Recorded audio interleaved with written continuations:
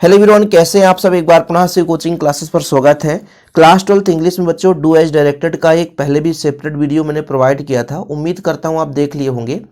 Playlist का मैं आपको लिंक दे दूंगा बच्चों डिस्क्रिप्शन पे, जो कि इंपॉर्टेंट क्वेश्चन का प्लेलिस्ट है। वहां पे सारे सब्जेक्ट के इंपॉर्टेंट चीज़ें आपको मिलती है। उस प्लेलिस्ट में जरूर आप देखें, और डेली जो भी बनाता हूँ बच्चों उसे ऐड कर देता हूँ। ठीक है, तो आप लोग इसके पहले जो भी वीडियोज हैं उसे देख लेना। चलिए शुरू करते हैं। अब डू एज डायरेक्टेड आपको मैं बता दूं कि कभी सेम क्वेश्चन नहीं आता है, लेकिन इस टाइप से आता है। मतलब जैसे आपको मैं प्रेजेंट परफेक्ट में चेंज करना सिखा दिया, हो सकता है दूसरा वाक्य आ जाए, आपसे बन जाए। चलिए, यहाँ पर भले टाइम लगेगा बच्चों, लेकिन इत्मीनान से सीखेंगे। पहला क्वेश्चन है आपका, देखिए, his brother gave me a bucket. Present perfect में बदलना है। सबसे पहली बात, प्रेजेंट परफेक्ट में आपका क्या लगता है? हैज लगता है, हैव लगता है। तो हिज ब्रदर में क्या लगेगा, आप ही बताओ। हिज ब्रदर एक वचन है कि बहुवचन है? आप पहले ही बताओ। मतलब सिंगुलर है या प्लूरल है? तो आपका एक वचन होगा, वहां पे हैज लगता है बच्चों। तो हिज ब्रदर हैज, हैव नहीं लगा सकते। हैव हम आई बी यू दे के साथ लगाते हैं, बहुवचन के साथ हैव का प्रयोग करते हैं। तो हिज ब्रदर हैज हो जाएगा। जब परफेक्ट में जब भी बात करें, प्रेजेंट परफेक्ट, पास्ट परफेक्ट, तो वर्ब का थर्ड फॉर्म लगता है। तो यहां पर आपका हो गया बच्चों, हिज ब्रदर हैज गिव का given, give gave given. Verb का यहाँ पे ये सेकेंड फॉर्म है, गिवेन हो जाएगा, गिवेन है ना, किसको? मी। अब ए लिखना है तो ठीक है, नहीं लिखना है तो भी ठीक है। ठीक, ये हो गया। तो यहां पर मुद्दा है समझाने की बच्चों कि आप लोग समझो। ठीक है, तो यहाँ पे एक चीज आपने समझ लिया कि प्रेजेंट परफेक्ट में हैज हैव लगता है, एक वचन के साथ हैज और बहुवचन के साथ हैव का प्रयोग होता है। दूसरा क्वेश्चन देखिए, Mary does not like bonbon. Mary को बोन बोन पसंद नहीं है, पास्ट इंडिफिनिट बदलना है। अब यहाँ पे मैं आपको सिखाऊंगा सबसे पहले बच्चों, पास्ट इंडिफिनिट में जो इंडिफिनिट की बात की जाती है, जैसे पास्ट इंडिफिनिट में आपका डिड लगता है, वो भी इंट्रोगेटिव और निगेटिव में। ठीक है, ध्यान रखिएगा, वो भी इंट्रोगेटिव और निगेटिव में।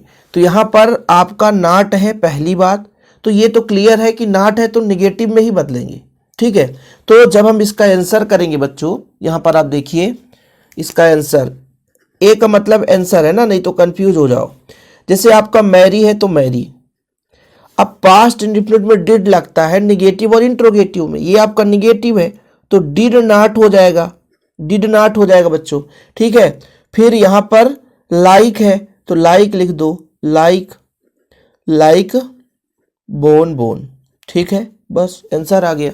मतलब इधर उधर भटकना नहीं है, मेन फैक्ट जानो कि कोई सेंटेंस बदलना पड़ रहा है तो उसमें क्या लगना है। तीसरा प्रश्न देखिए, his father goes to his office by car. इसको क्या करना है? Question with where. वेयर मतलब कहां, और जब इसमें आप कहां ढूंढोगे तो कहां जा रहे हैं भैया? हिज फादर, उसके पिता जा रहे हैं अपने ऑफिस, किसमें? By car. तो चलिए, यहां जब वेयर शब्द का प्रयोग करेंगे तो वेयर मतलब कहां, तो कहां मतलब ऑफिस। तो यहां ऑफिस को हटाना पड़ेगा, तभी तो हम इसको क्वेश्चन बना सकते हैं कि वे कहां जा रहे हैं, गाड़ी के माध्यम से कहां जा रहे हैं। तो हमको क्या करना पड़ेगा? ऑफिस को हटाना पड़ता है। जब भी बच्चों हम क्वेश्चन वाक्य बनाते हैं, कहने का मतलब प्रश्नवाचक वाक्य बनाते हैं, क्वेश्चन बनाते हैं, तो सबसे पहले यदि क्वेश्चन वर्ड है तो क्वेश्चन वर्ड का ही हम प्रयोग करते हैं। जैसे WH वर्ड इसे बोलते हैं, WHERE, वेयर। अब किस टेंस का वाक्य है? गोज है, तो एस या एस प्रेजेंट इंडिफिनिट में लगता है। तो हिज फादर मतलब एक वचन है तो वेयर डज लगेगा। क्यों? क्योंकि एक वचन के साथ डज लगता है और बहुवचन के साथ डू लगता है प्रेजेंट इंडिफिनिट में। ये प्रेजेंट इंडिफिनिट का वाक्य था, और वेयर किसके लिए प्रयोग कर दी हमने? ऑफिस के लिए, तो ऑफिस हट जाएगा। तो वेयर डज, फिर आपको सब्जेक्ट लगाना बच्चों। आपका सब्जेक्ट क्या हो जाएगा? हिज फादर, तो आपको लगाना पड़ेगा हिज फादर, हिज फादर या फिर THER। ठीक है, बाकी आप लोग ऑफिस तो हटा ही देंगे। ऑफिस क्यों? क्योंकि वेयर और ऑफिस के साथ हिज भी लगा है, तो हिज भी हटाना पड़ेगा, क्योंकि ऑफिस के लिए हिज लगा है ना, तो इसको भी आप हटा दोगे। तो आपका हो जाएगा केवल, क्या मिस जाना, पहले आप लोग क्या करोगे बच्चों, जब आप इंट्रोगेटिव बनाते हो तो पहले WH वर्ड होता है, फिर आपका हो जाता है हेल्पिंग वर्ब, फिर सब्जेक्ट, फिर वर्ब। वर्ब क्या है? गो, गो मतलब जाना। आप कहोगे सर ES कहाँ गया? जब निगेटिव और इंट्रोगेटिव में कोई सेंटेंस बदलता है, जैसे आपका प्रेजेंट इंडेफिनिट टेंस में एस अफर्मेटिव में लगता है, निगेटिव इंट्रोगेटिव में एस हटा देते हैं। ठीक है, ये भी हो गया। गो बाय कार, ठीक है, तो यहां पे आप लिख दो गो बाय कार। जब आप प्रश्नवाचक बनाते हैं तो क्वेश्चन मार्क्स जरूर लगाएं, क्वेश्चन मार्क नहीं लगाएंगे तो आपका आंसर नहीं जुड़ेगा। अगला आपको पैसिव बनाना है बच्चों, तो सबसे पहले आपको सेंटेंस पहचानना पड़ेगा। विनोद इज एमआर कहां लगता है? प्रेजेंट कंटीन्यूअस में, सही है ना। तो जब हम क्या बनाते हैं बच्चों, पैसिव बनाते हैं, तो सबसे पहले आपको ऑब्जेक्ट लिखना पड़ता है। तो जैसे आपके पास ऑब्जेक्ट है ए न्यू हाउस, ठीक है सर, पहले ऑब्जेक्ट लगा दिए, ठीक है, ये चीज हो गया। फिर आपको हेल्पिंग वर्ब लगाना है, जैसे आपका इज है बच्चों तो आपको इज लगाना पड़ेगा, तो इज लगा दिए। अब आपको ये पहचानना है इसमें बच्चों कि हेल्पिंग वर्ब क्या है, तो आपका हेल्पिंग वर्ब इस था तो हो गया, सॉरी वर्ब क्या है, खरीदना वर्ब है। तो जब खरीदना वर्ब है, वर्ब का थर्ड फॉर्म लगता है तो वाट लग जाएगा। अब बात यहां पे आ जाती है कि सर ये गोइंग कहां जाएगा, ये भी तो है, तो ये गोइंग आपको पहले लिख देना है, इज गोइंग, ठीक है, क्योंकि भाई साहब ये बाट भी तो है ना सर, बाट कहां जाएगा, गोइंग टू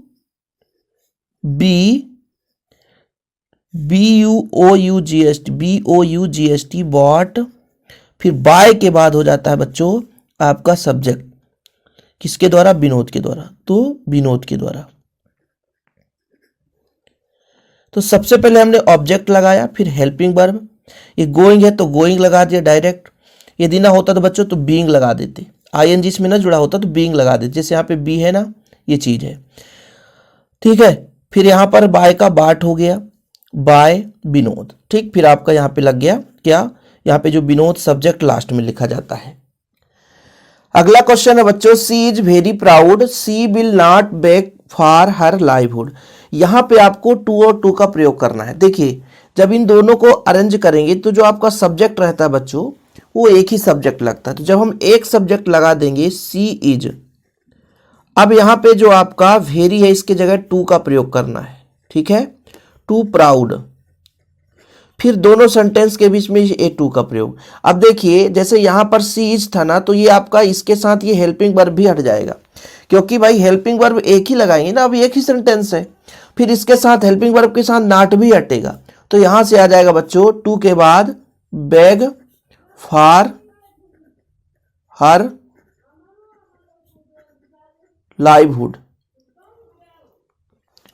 इसका मतलब तो समझ गया हो कि भेरी की जगह टू लगाना है बच्चों। दोनों सेंटेंस में सब्जेक्ट एक ही रहता है, तो सब्जेक्ट के साथ जो भी उसे हटा दो, केवल लास्ट का आपको जुड़ना है, ठीक है। यहाँ पे टू लगा करके बैक से लेना है, क्योंकि यहाँ पे ये निगेटिव भी नॉट वर्ड भी हट जाएगा, इसको भी नहीं जोड़ना है, क्योंकि ये सेंटेंस के लिए सेटिस्फाइड था। लेकिन अब हमको मिश्रित बनाना है, तो भेरी की जगह टू और यहाँ पे टू, यदि इसको जो भी सब्जेक्ट के साथ जुड़ा रहेगा उसको हटा करके दूसरा वाक्य लिख देना है। इस क्वेश्चन में बच्चों आपको यूज करना है अनलेस का, किसका, अनलेस का।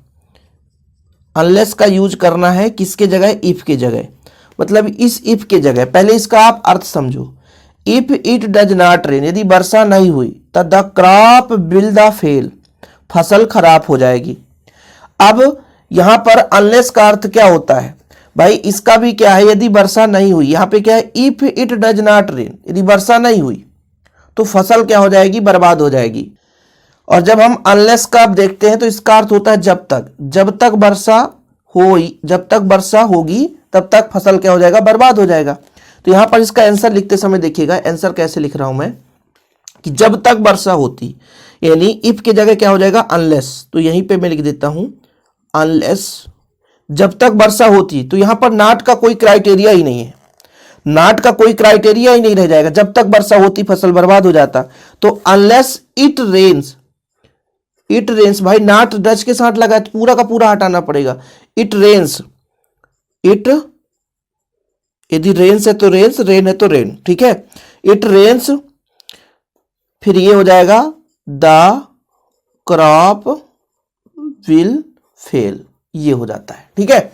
मतलब यहां पे डज नॉट का अर्थ था कि यदि वर्षा नहीं होगी तो फसल बर्बाद हो जाएगा। तो जब तक वर्षा होती, unless it rains the crop will fail. तो दूसरा सेंटेंस में कोई बदलाव नहीं, इफ की जगह एलएस लगाओ। अब ये बता दिया भाई, इसका कोई महत्व यहां पर, जब तक भाई अर्थ देखो ना, जब तक वर्षा होती तो फसल बर्बाद हो जाएगा, है ना भाई। अब वर्षा तो नहीं हो पाई, जब तक होती तो फसल क्या हो गया, बर्बाद हो गया।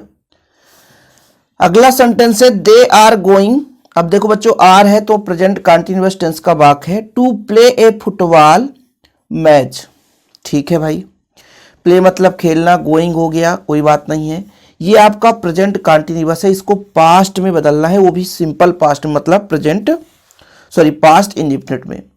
पास्ट इंडेफिनिट में बदलना है और ये साधारण वाक्य है तो साधारण वाक्य में बदलना है, वर्ब का सेकेंड फॉर्म लगता है। कौन सा फॉर्म बच्चों, वर्ब का सेकेंड फॉर्म लगता है। तो इसका आंसर क्या हो जाएगा, दे लग जाएगा, सेकेंड फॉर्म लगता है। और यहां पे हेल्पिंग वर्ब है, लेकिन जब पास्ट इंडेफिनिट में पहुंचते हैं, मतलब सिंपल पास्ट में पहुंचते हैं, तो वहां पे वर्ब का सेकेंड फॉर्म लगता है, लेकिन हेल्पिंग वर्ब प्रयोग नहीं होता। तो गो का क्या हो जाएगा, बेंट। टू प्ले तो भाई टू प्ले रहने दो, ए फुटबॉल तो रहने दो, बाकी कोई चेंजेस नहीं। फुटबॉल मैच, कोई चेंजेस नहीं। यहां पे आपने ये सीखा कि ये प्रेजेंट कंटीन्यूअस का था, ईजेएमआर लगता है प्रेजेंट कंटीन्यूअस में, इसको हम बदल रहे हैं सिंपल पास्ट में। सिंपल पास्ट में क्या हो जाता है कि जब हम अफर्मेटिव यानी साधारण वाक्य में, तो वर्ब का सेकेंड फॉर्म लगता है। यदि हम सिंपल पास्ट में डिड लगाते, डिड केवल निगेटिव और इंट्रोगेटिव में लगता है, ध्यान रखना। क्यों इतना धीरे धीरे समझा रहा हूं, ये 7वां ही है और इतना समय लग गया। कारण है बच्चों कि आपको डाउट ना रहे, ऐसा ना हो कि यदि एक भी क्वेश्चन आप करो तो थोड़ा सा सीख लो, क्योंकि ऐसे यदि क्वेश्चन आएगा तो आपसे बनना चाहिए। एक क्वेश्चन टैग से लेकर आया हूं, इसका आंसर बताना। ही बेंट, अब बेंट मतलब हो गया ये सिंपल पास्ट का वाक्य है, ठीक है, और सिंपल पास्ट में लगता है डीड। क्वेश्चन बनाना है तो पहले हमको क्या लेना पड़ता है बच्चों, हेल्पिंग वर्ब डिड, और इसके साथ आप नॉट जोड़ दो। क्या जोड़ दो, नॉट, और जो भी सब्जेक्ट है उसे आप यहाँ पे लिख दो। डिड नॉट में ऐसा नहीं होता है ना, यहाँ पे हो गया गलत, डिड नॉट, फिर हो जाएगा आपका ही ये शॉर्ट फॉर्म में, यही आपका क्वेश्चन टैग है।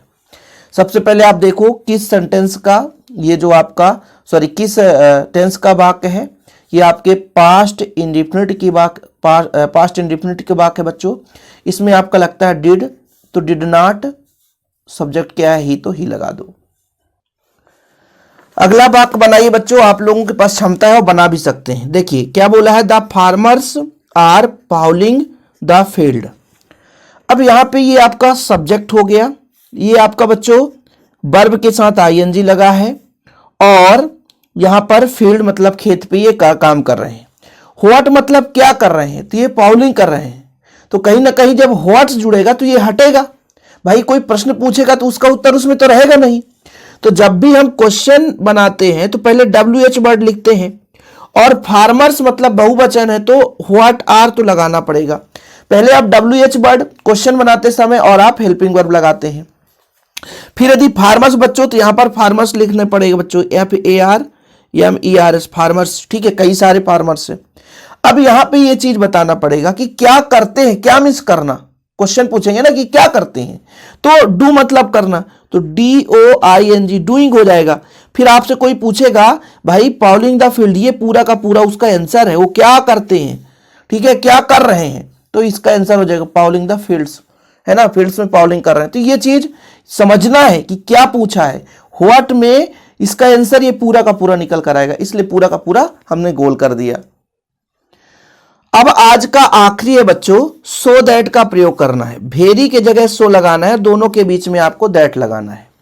द वॉक्स इज, जब भी भेरी आ जाए तो सो लगाओ, सो हैवी दैट। यदि सेम होता, सेम यदि द यहां भी होता, मतलब द वॉक्स यहां भी होता तो उसको हटा देते, लेकिन सेम तो है नहीं। I can not lift it, ठीक है, बस ये हो गया। इस तरीके से हम कोशिश यही करेंगे, हम सिर्फ समझाने आ रहे हैं बच्चों, ये नहीं कहता हूं गारंटेड यही आएगा, लेकिन ऐसे ही क्वेश्चन पूछे जाते हैं, ये मैं गारंटेड कहता हूं। बस थोड़ा सा आप लोगों को मेहनत करना है, बाकी हम अपने हिसाब से कर ही रहे हैं।